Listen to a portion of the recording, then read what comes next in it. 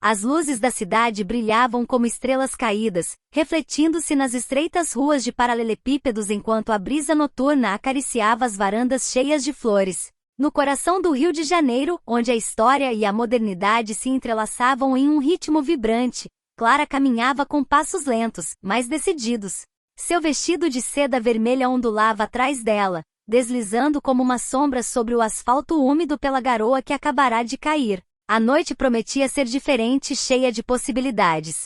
Clara havia acabado de sair de um relacionamento que deixou seu coração em pedaços. João, o homem a quem ela entregará cada pedacinho de si, partirá sem uma explicação clara, deixando-a sozinha na confusão de sua própria dor. Mas naquela noite, ela não estava disposta a se deixar consumir pela tristeza.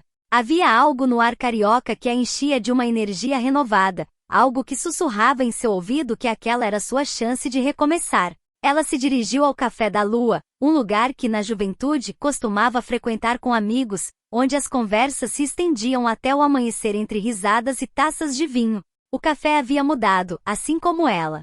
Agora, o ambiente era mais sofisticado, com um toque de nostalgia em cada canto. As mesas estavam ocupadas por pessoas que conversavam sob uma luz suave, mas ao fundo do local, uma melodia de violão com toques de bossa nova ecoava suavemente, envolvendo o lugar em um véu de mistério. Clara pediu uma taça de vinho e sentou-se perto do pequeno palco, onde um homem de olhar intenso tocava o violão.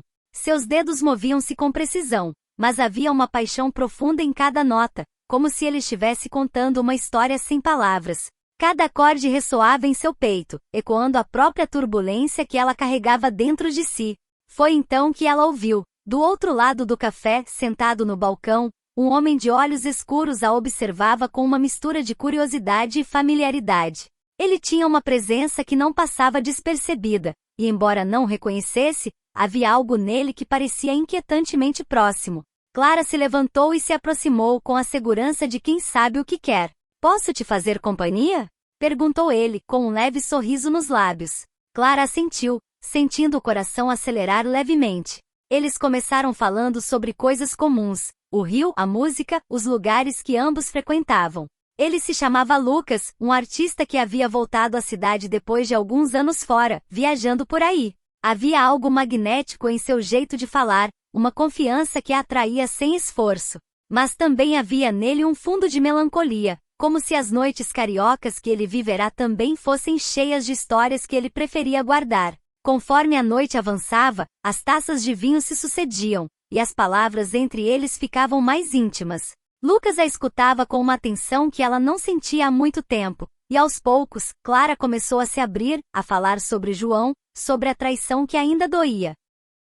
Ele não a interrompeu, apenas assentiu, com os olhos fixos nos dela, como se cada palavra fosse um segredo confiado a ele. Em algum momento da noite, quando o violão silenciou e o café começava a esvaziar, Lucas sugeriu que caminhassem pela cidade. Clara aceitou. Eles saíram pelas ruas, onde a lua cheia iluminava as fachadas dos prédios antigos do centro. A conversa fluía com uma naturalidade que a surpreendia. Ela se sentia viva novamente, algo que não experimentava há muito tempo. Lucas a levou até o mirante do Pão de Açúcar, de onde se podia ver toda a cidade se espalhando abaixo deles, como um mar de luzes brilhando. Ficaram em silêncio por um momento admirando a vista. Finalmente, ele se virou para ela. "O rio tem esse jeito estranho de te curar", disse ele em um tom baixo. "Ele te dá a chance de encontrar o que você realmente precisa, mesmo que às vezes você nem saiba o que é." Clara o olhou, sentindo aquelas palavras ressoarem dentro dela. A cidade a havia chamado como fizera tantas outras vezes e agora, diante de Lucas, ela entendia que talvez essa fosse a maneira de se reencontrar. A brisa noturna acariciou seu rosto, levando embora os últimos traços de tristeza. Sem dizer nada, Lucas se aproximou lentamente e ela não o impediu. Em um beijo silencioso, as feridas que ambos carregavam começaram a cicatrizar. Sob as estrelas cariocas, eles perceberam que às vezes, não se trata de esquecer o passado, mas de aceitá-lo e seguir em frente, com alguém disposto a caminhar ao seu lado.